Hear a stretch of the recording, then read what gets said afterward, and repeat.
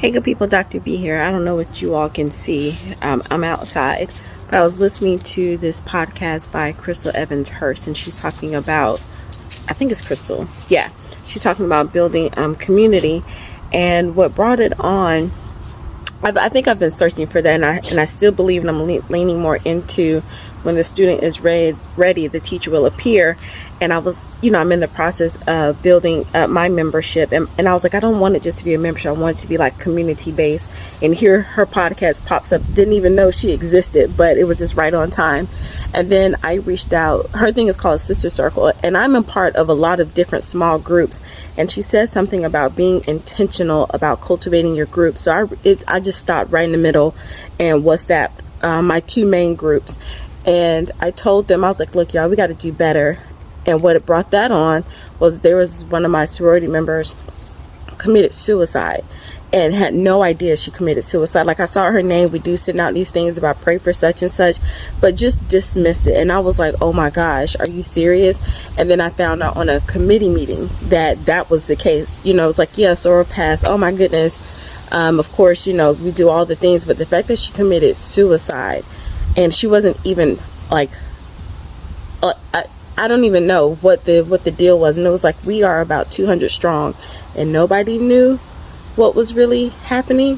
So I said to myself, like, okay, I need to be more intentional for me, and I want to be an example for what I want, and then what I want my membership to be like. It's not going to be that type of membership. It's something totally different, but in any community, it still needs to be a soul aspect, a personal aspect, and I do struggle with that personally. So I'm listening to Crystal, and when she's saying all of these things, I was like, yes, let me reach out to my people. And I'm sad that it took hearing about a suicide for me to do that. And I don't want to take any of my friendships for granted. It's like I'm of a particular age, and it's like I didn't grow up with having female best friends or anything like that, but I've had close friends, and they've always rocked with me, but it was me who didn't rock back. And I was like, you can't keep doing that. And so there was somebody in one of my other groups, her birthday is today, and everyone did this whole wall of pictures and videos and inspiration. And I was like, I wonder if somebody put a wall out there for me, who would post on it? And that was a scary feeling for me. So cultivate your communities, be intentional. And one thing Crystal said was, even if she has to meet someone at 5 a.m. for coffee at Starbucks or 6 a.m., putting in that work, because during the day she cannot, because she homeschools and do all the things during the day, but she makes that time. And it's like, seriously. And when she brought up, you'll pay your mortgage, right? Because you know what will happen, but why wouldn't you be intentional about building community? So that got me. I hope you can see me, but if you can't see me, hear my message. If you're struggling with something, please reach out to someone. People are not going to come to you like you think they should, because a lot of times people don't know until you open your mouth.